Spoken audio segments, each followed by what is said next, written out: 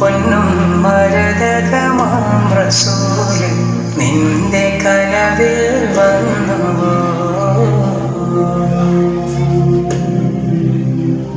മന്ദാരങ്ങളുടെ നാട്ടില് ഈന്തോല പന വീട്ടില് മുത്താറ്റിൽ നബിനൂറിനെ കൽബ് നിറയെ കണ്ടു.